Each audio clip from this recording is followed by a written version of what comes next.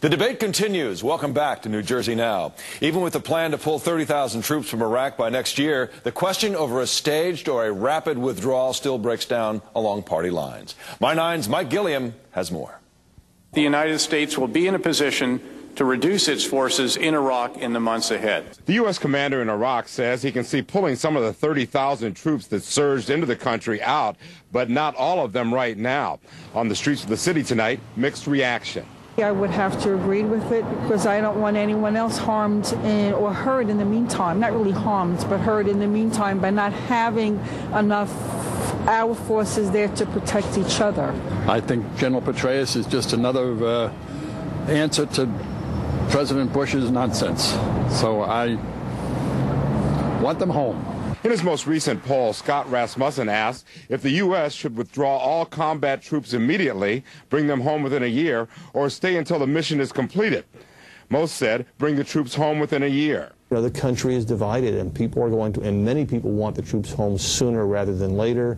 In this political environment that we have today, Democrats are the ones who will be calling for troops to come home sooner. Petraeus says the troop surge is working with fewer incidents of violence, but his testimony comes on a day when the military is reporting 9 more soldiers killed, 7 in a vehicle accident. So far, 3,771 have died. And on the eve of the anniversary of the terror attacks, a majority of Americans say they think America is worse off than it was before 9/11. I definitely agree with that. We're definitely worse off. Why? There's just so much less stability in the country. Over the years on that same question, it is the highest number we've ever received. Joining me right now are Democratic strategist Michael Murphy of Impact, New Jersey, and Republican blogger George Ajjan, who is the founder of Ajjan Associates. Thank you for joining us, both of you. Thanks Did for the having president us. succumb to political pressure here, even from his own party? I would say yes. I think that the mounting pressure to at least appear to be doing something in terms of troop withdrawal has taken its toll on the president and the presidency. And I think President Bush is starting to do the right thing, but the troop reduction that they're talking about now simply takes us down to the number of troops committed to Iraq at pre-surge levels. You know, so it's not a full And some would say even more. Some would say that there are actually more. And it depends on who you talk to. You know, Petraeus has one point of view, and Admiral Fallon has another point of view. Those numbers, I mean, can change by a few thousand. That would make it before more or less than what it was pre-surge. But I think I tend to agree the president is under a certain amount of pressure, particularly from the senators. If you look at the difference between the way members of the House view this and the Senate tends to be more competitive. In terms of the way the senators approach the situation, because statewide races are always more competitive than House districts. So a lot of the Republican senators, Senator Lugar, Senator Warner, are starting to be more amenable to the idea of withdrawing more troops sooner rather than later. If you do the math, Harry, too, you know, Senator Mitch McConnell recently observed, I mean, this is statistically accurate, 22 incumbent Republican senators are up next year and only 12 Democrats. And Lugar's out and Warner's out. So there are a lot of vulnerable seats over in the Republican Party. Something that's confused me through this whole debate is the president has always said that he's going to basically allow the generals who are over there to make the decisions, to make the recommendations. And yet, he is the commander-in-chief. So who's really in charge here? Well, I think the commander-in-chief under our Constitution in reality is in charge, at least constitutionally, but he, or perhaps next year she, is going to have to rely on the information coming from the Joint Chiefs of Staff and the people on the ground. Mm-hmm. But right now, I read something in the Washington Post this week that General Petraeus is at odds with Admiral Fallon. So, where he's getting his information could depend on the source, because there's not a lot of agreement even in the armed forces. Petraeus is, he's a counterinsurgency expert, and he's got considerable credentials himself. After he went through officer school, I think he went back and got a doctorate from Princeton in international affairs. So, he's got serious credentials there.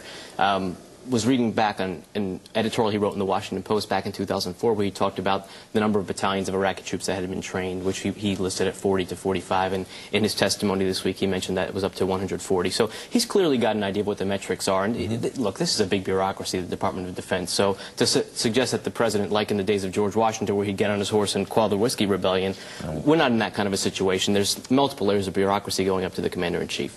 Okay, so who's really making the decisions here? And my real question, I think, here is the Bush administration trying to at least distance itself a little bit from the ultimate plan, the ultimate decision, in case it doesn't work? Is Bush distancing Bush from Bush? Probably.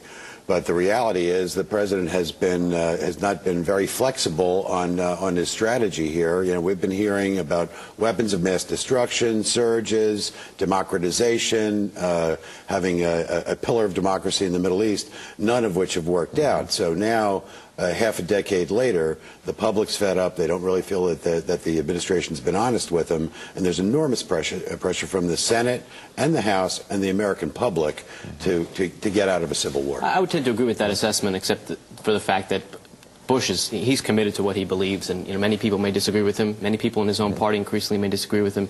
He's not about to change his mind about. And if you listen to this week's primetime address, the statements about the democracy in the Middle East and stability in Iraq and being an integral part of the war on terror, he hasn't changed his mind about any of that stuff. Apparently not, because we've been hearing the same things for the last 5 years, and the public is beginning to become extremely skeptical. Well, let me ask you a personal question, George. Is it tough being a Republican blogger? I don't know many Republican bloggers. Well, the blogosphere, the Democrats, in a certain sense, have had an advantage with, Howard Dean really took advantage of the Internet thing, and he was really the first to get in the Democrats back in 2004. Now, the blogs like dailycost.com, which is run by sort of the progressive or liberal wing of the, now Hillary Clinton says, I'm not a liberal, I'm a progressive. And they've had some friction with, the old Clinton style, the DLC, and the sort of the centrist Democrats. On the Republican side, there isn't really a main Republican blog, but there is a lot going on to get out sort of conservative ideology and conservative message. So I wouldn't say one party, on the long run, will have a monopoly on the Internet over the other. But is it difficult? Is it difficult? No, I think it's a lot of fun, actually. Is it difficult attracting readers? Yes and no. You do have to spend a lot of time, cultivating relationships with other bloggers. People pick up content and they begin to link to you, and then you pick up some of their readers, and it just kind of grows from that.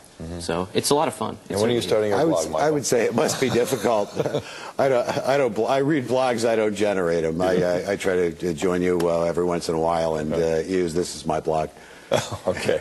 Both of you, thank you very much for joining us this morning. Coming up next, 11 New Jersey officials under indictment. And another investigation drops out of his bid for re-election.